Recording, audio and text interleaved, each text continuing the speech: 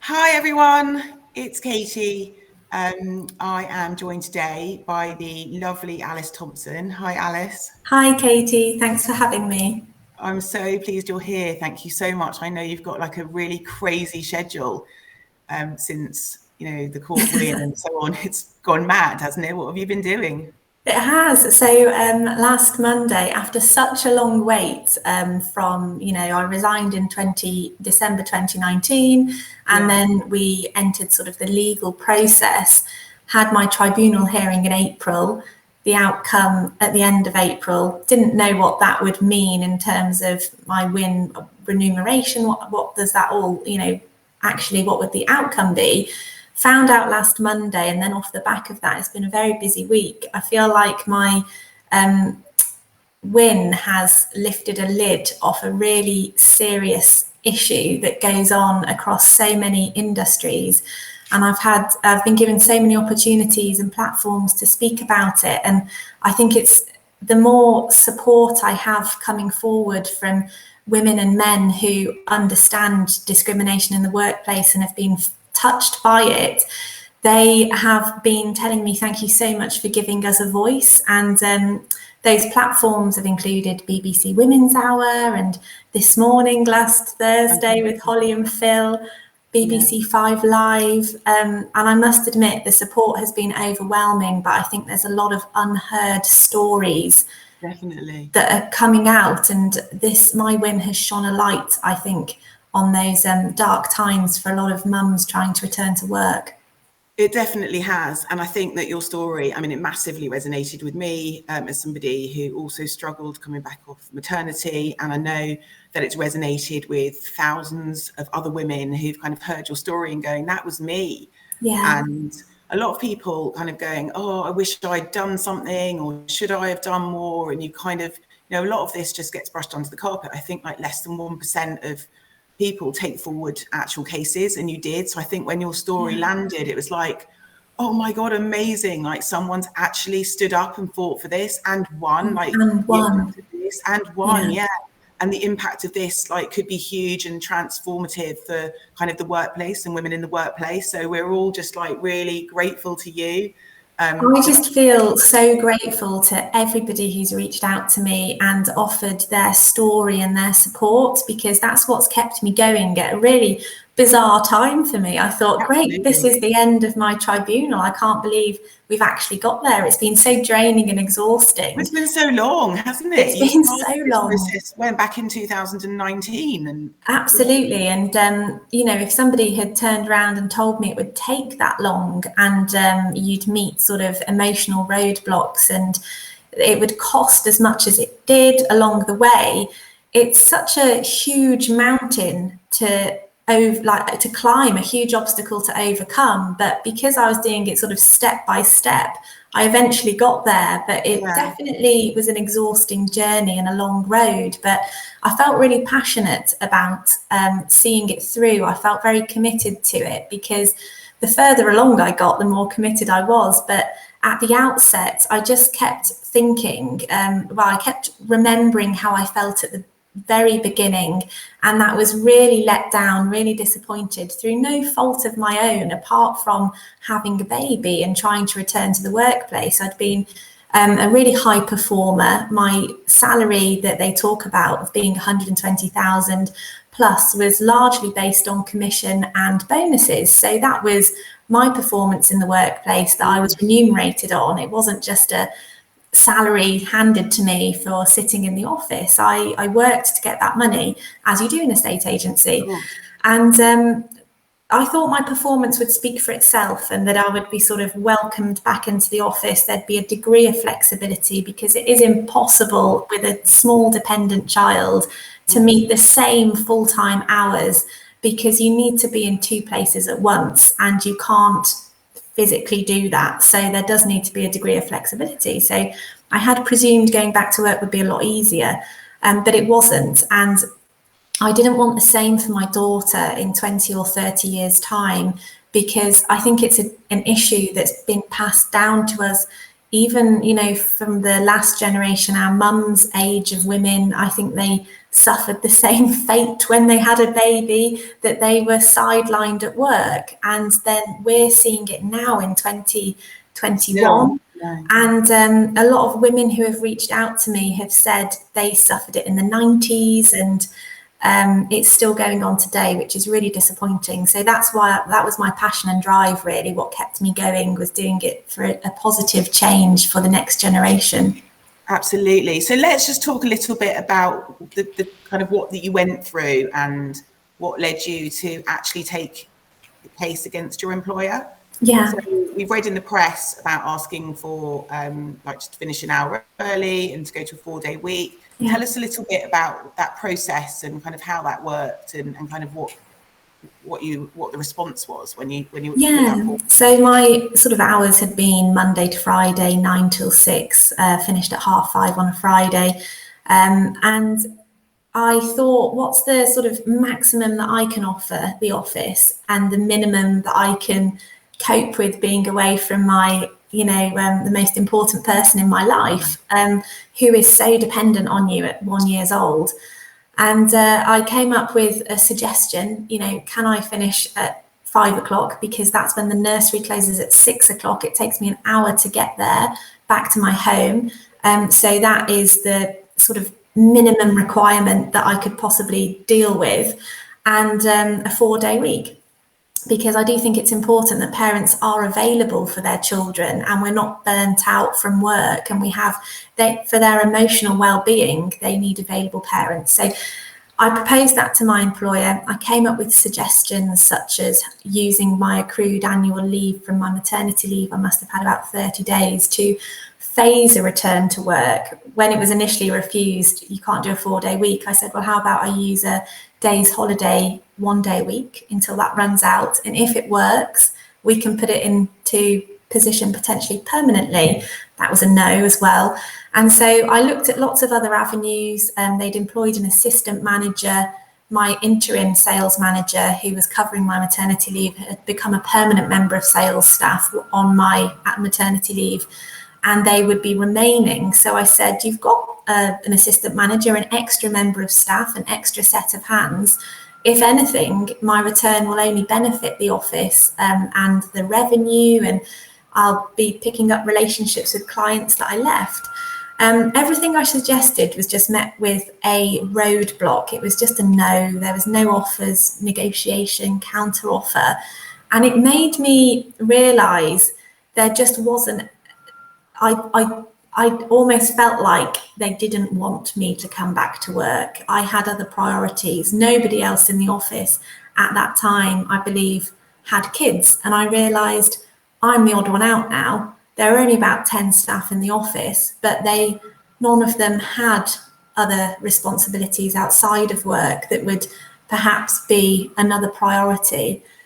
Prior to that, I'd maybe been the last person to leave the office on a weekday and things like that. So yeah. I realised maybe I didn't fit into the business model anymore. And also, you said that there were other signs that, when you were pregnant and you were working, before you even started to put forward this, there were other signs that things weren't quite right. Tell us a bit about that. My job was very much sort of client-facing and dealing with the general public. And I felt like I'd had quite a good working relationship at work prior to my pregnancy.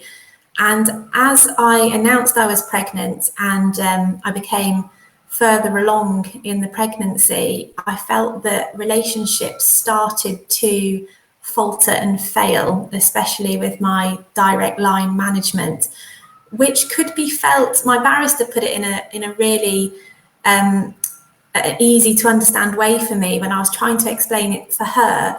And I'll use her sort of the way she explained it now. She said, once the leader of the pack turns against the vulnerable member of the pack, and you're vulnerable because you're pregnant, yes. The rest of the pack follow because they don't want to be the odd one out and maybe fall out of favour with the leader too. And we're talking about the animal kingdom, but that was a really neat way of explaining how I felt at that time. And when I came up to my maternity leave, there was a real lack of certainty or understanding about how it would work. So I have mentioned I got paid most of my salary on commission. I'd hit a bonus that was worth £15,000 to me, but that I didn't have confirmation that I'd be paid on that, because I was going on to maternity leave. I didn't have confirmation on how I was going to be paid on the work that I'd put in before I'd left. And it was only at that point when I went on to maternity leave that I started to put things in writing, because all these conversations were going nowhere. And I wrote to my director asking to confirm my maternity package commissions. How is it all going to work? And I actually only had a response a couple of weeks after I'd already gone on to maternity leave, which is such, a burden and a stress. You're trying to financially plan for the year ahead when you're going to be at home. I've never had a child before. Childbirth is looming, and that's terrifying. And that's the thing, isn't it, with women who go on maternity, particularly for the first time. It's like this whole new world opens up and you don't really know. You don't know what to expect. And then on top of that, you're dealing with all this unprofessionalism from your workplace that you've dedicated nothing but time and energy into building somebody's business for them. And then I felt so undervalued, and I just couldn't really understand how or why that was, when having a child is part of life. And I think a lot of businesses just need to really broaden their perspective and stop looking down the narrow lens that they do. And actually, if they care and look after their staff will care and look after their business. It's so simple. It's just about being a nice, fair person who gives clear instructions to people about what's expected of them, and people will reward you, staff will reward you with loyalty and hard work, and there's give and take, and that is life. So people in employers' positions, I think, just need to really sit back and look at the bigger picture. Absolutely, I couldn't agree with you more. Okay, so I think we've heard about kind of what led you to this, but it ended up leading you to actually resign from your job. Yes. So after my difficulty in trying to sort of find a way of returning to work, I felt like I was being guided down the path. I raised a grievance after my refusal for flexible working, and highlighted all the issues that I'd met with up until this point. And the grievance was also, I feel, not considered seriously and dismissed in its entirety, which I thought, I've raised quite a lot of things here for nothing to be addressed is quite surprising. And I just felt like I've been guided down a path towards, you resign and just go away. Just disappear into the ether. So and I thought, this is crazy. I've worked so hard for over a decade. It's a very male-dominated world, property in London. And when you're in your early 20s, you're sort of thinking, you're kind of trying to find out how you can have gravitas in that environment, and people can work in a way that they respect women. And I'd worked really hard on these things. And then for it just to sort of be, I was sidelined. I felt like I can't be treated like this, and this can't be the way that the next generation are going to be treated as well. So that's when, at the end of 2019, I engaged lawyers and I talked to them through my story, and they helped me then take the next steps. And you actually only have a very small amount of time from an issue arising at work. You have 3 months to bring a claim forward, which is no time at all when you've had a baby. But I luckily spoke to lawyers around that time, so they could guide me on all those time limits. So you went to a lawyer and you started these conversations. Did you think immediately after having these kind of initial conversations, I'm going to go for it? Or was there that moment where you thought, oh, should I, shouldn't I? It's going to, be expensive. It's going to cost me emotionally. Is it worth it? Or did you what was that point where you went? I spoke with family and friends, and some of my friends, it's sort of, they're professional women and men, and they said, go for it, Alice. I can't believe you've been treated like this. This is outrageous. fight for what you believe in. And that phrase stuck with me. It's one of my friends from the NCT group I was part of said, you have to stand up for what you believe in life, otherwise what's the point? And there were other people who sort of said, oh, it's going to take its toll.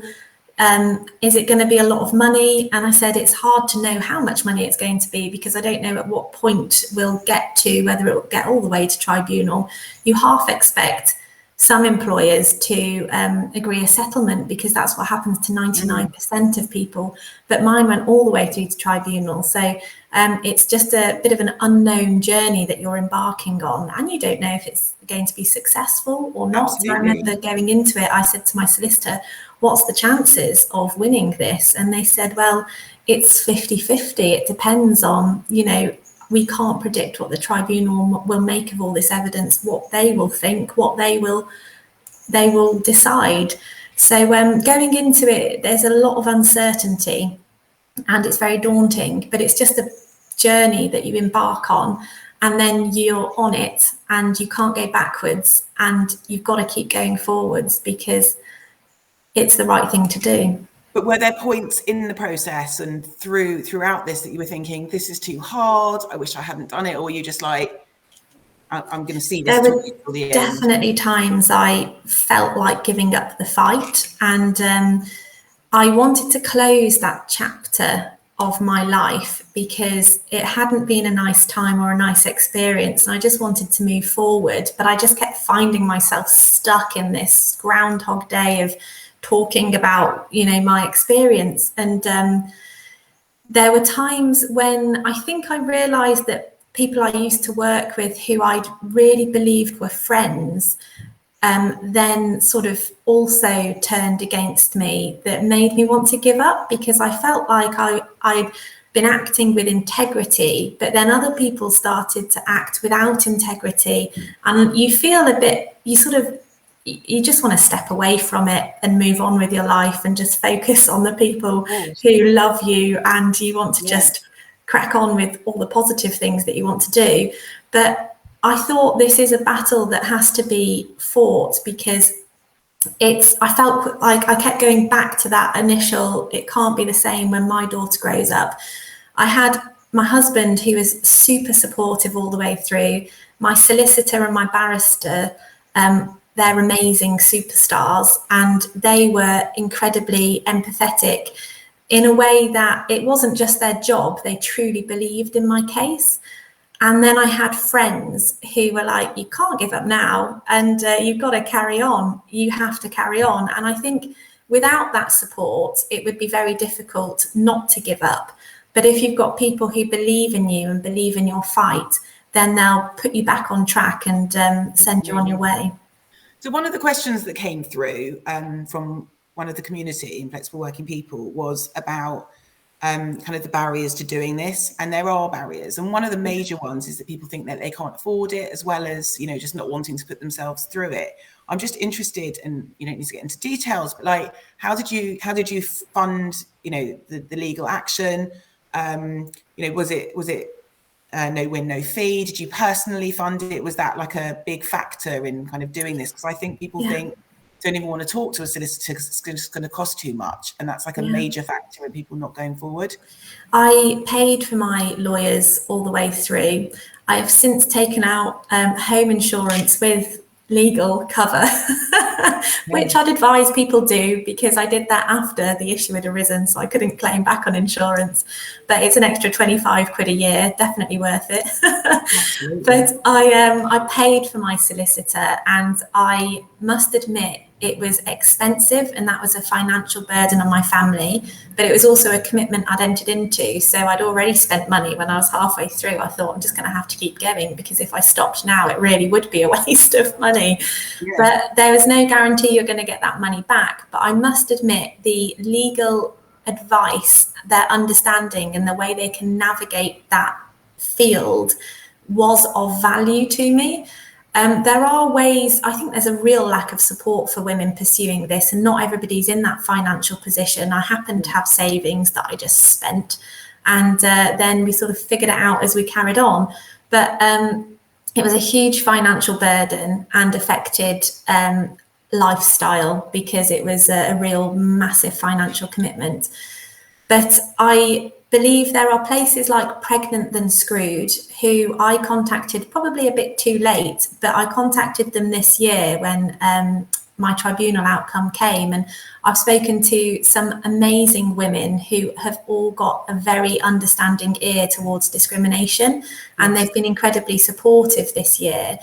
And I think that if you're looking for advice, they're a good person to reach out to because they can offer legal advice, point you in the right direction, and most of all offer sort of a mentorship scheme where you can just talk to somebody who really understands what you're going through, because you're not quite sure who to talk to. And I think that's why Pregnant and Screwed was set up. The lady who runs it went through a similar thing, and she had no one to talk to. So that's a good place to start. Definitely, there is.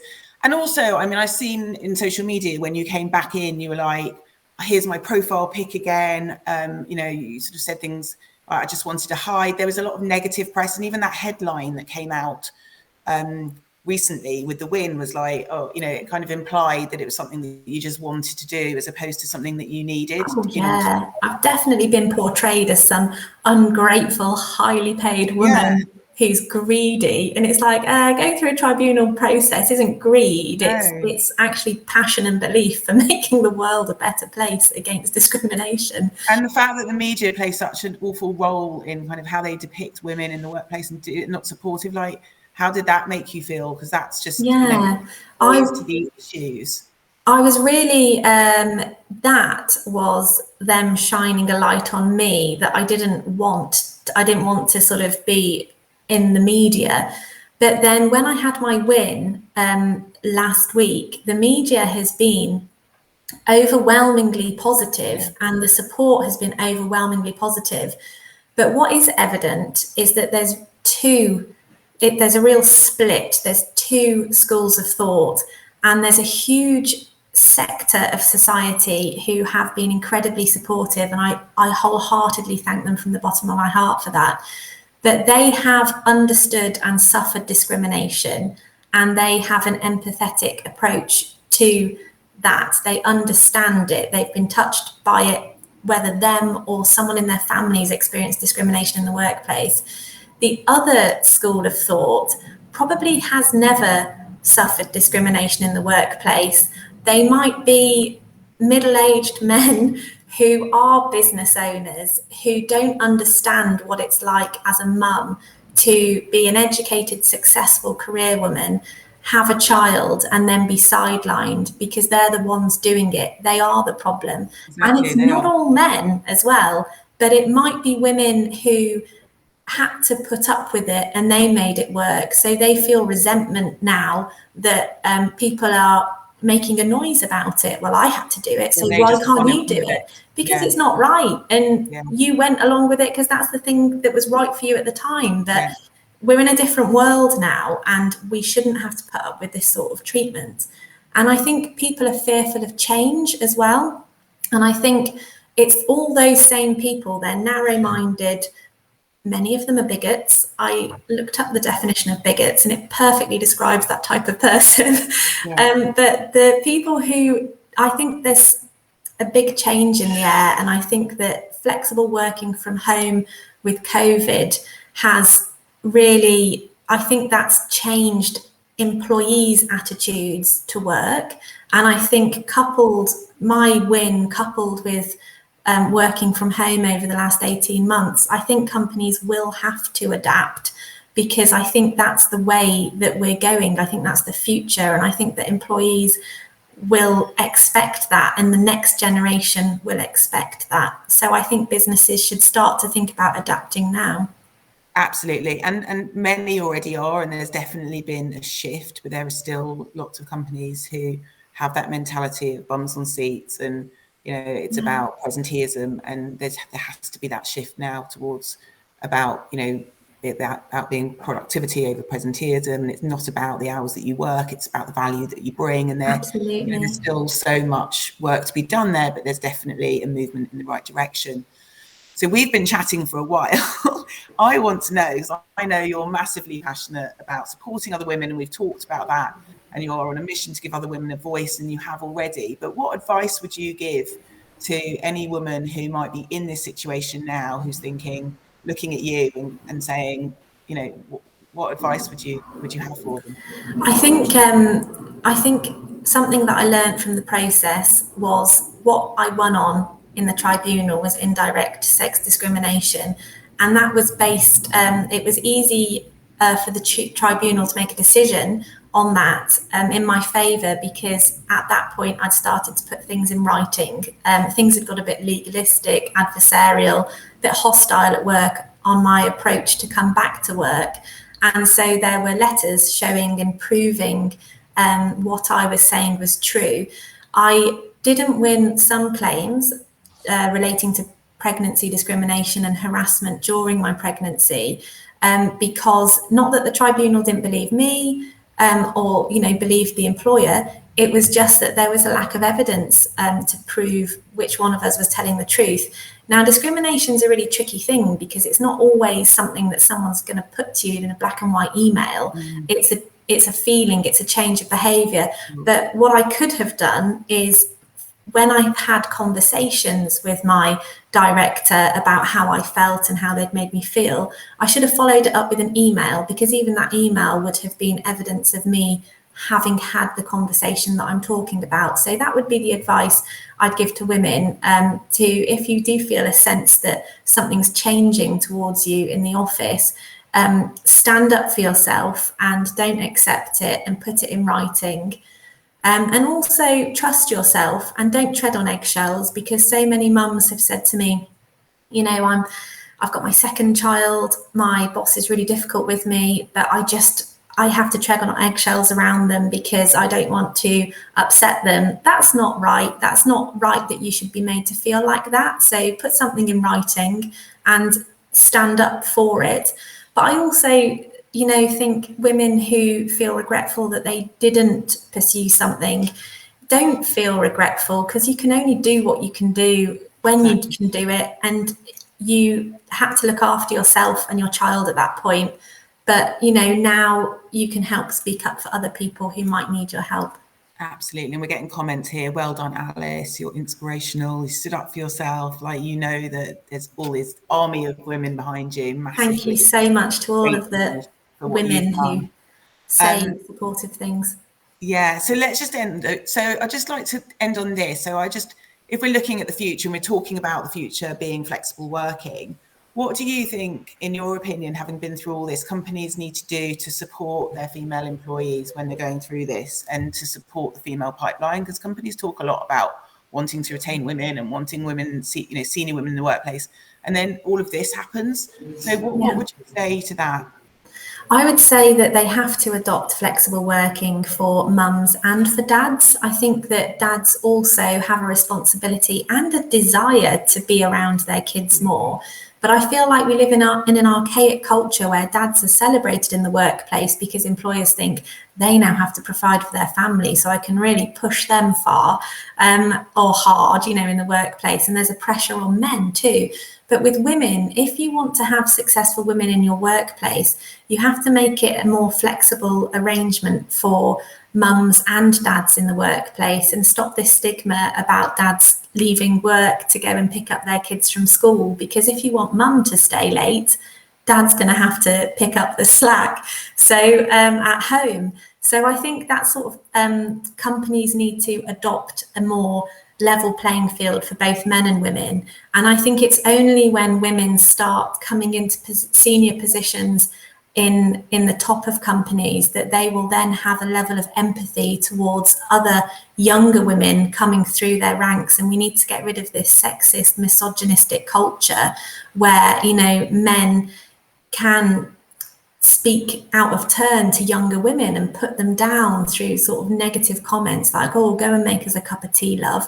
It's like, no, you go and make me a cup of tea, actually. You're my teammate. I'll make you one next time. And I think we need to make our working environment a much more level playing field. And I've heard from a lot of dads who said, thank you for speaking out. I've got 2 daughters and I'm already terrified about what the future will hold for them in the workplace. So we all recognise it. Let's do something about it and let's be the change that we want to see. Absolutely. Well said. We were talking earlier about what you're doing now, and I just thought it was interesting that you've gone self-employed. So just tell us, because people will want to know what you're doing now. And someone's actually said, thanks for all you've done. Have any progressive estate agents, is that an oxymoron, offered you a role? So do you want to tell people what you're doing now? Yeah, so thank you. I'm a self-employed agent now. I joined a business model which started in America and is now in 50 countries. And I joined them because it offered a level of flexibility. I knew the CEO from my time working in London several years ago, and he's a lovely family man, sort of quite a forward-thinking person. And the role gave me a lot of flexibility to work around my family. But I don't think that self-employed is the answer to mums, because it comes with a burden that you don't earn money for the first few months. If anything, you're spending time doing something to build your business. You don't have benefits like a salary or commission from your work or pension contributions, use of a company car, things like that sort, which you normally would do in other estate agents. But it does give you true flexibility. So I feel like estate agents, specifically as an industry, need to somehow merge the two. They need to offer that level of flexibility and working from home occasionally, because we all do have laptops and mobile phones, and a lot of our job can be done remotely. We don't have to be in a physical location 100% of the time to effectively work. And as working from home during COVID has proved. So I think that now what I'm trying to do is build my business. I've been a bit distracted this year with the employment tribunal going on. I've got it's a really lovely group of people that I work with now who support me in what I'm doing. So it's a nice environment. Amazing. Okay, well, we've come to the end of this. We've been running for half an hour. Sorry, I can chat, so sorry, Katie. I like to chat too. I've let you chat and I've loved hearing from you. And I think that your story has, honestly, it has, but it's just inspired so many. And I think today you've given us really kind of practical insight to kind of the real journey. Good. I think you read the headlines and you don't know what goes on behind the scenes and how you actually felt and what you went through and what you did. So kind of this practical level conversation between us is just going to help so many people. And we've got comments here. Truly brilliant, Alice. Thank you for taking this step for us, our partners, and our children. Like, the impact of what you've done has been huge. So thank you so much. Huge congratulations on your bravery and for inspiring so many of us. And thank you so much for joining us today. I know that there's quite a lot of people watching, but there's going to be so many more who are going to be catching up with this later and listening to your story and saying bravo. Yes. So well done. And I wish you all the best. Thank you so much. Your career. Yeah, let's live in hope and not in fear. Yeah, that's exactly. All I can say. That keeps me going. Hope for a better future, not fear of change. Absolutely, and let's be the change. Let's be the change. All right. Well, you take care. Thanks, Katie. Have a lovely day. For your story. Have a great day. Nice to meet you too. Bye.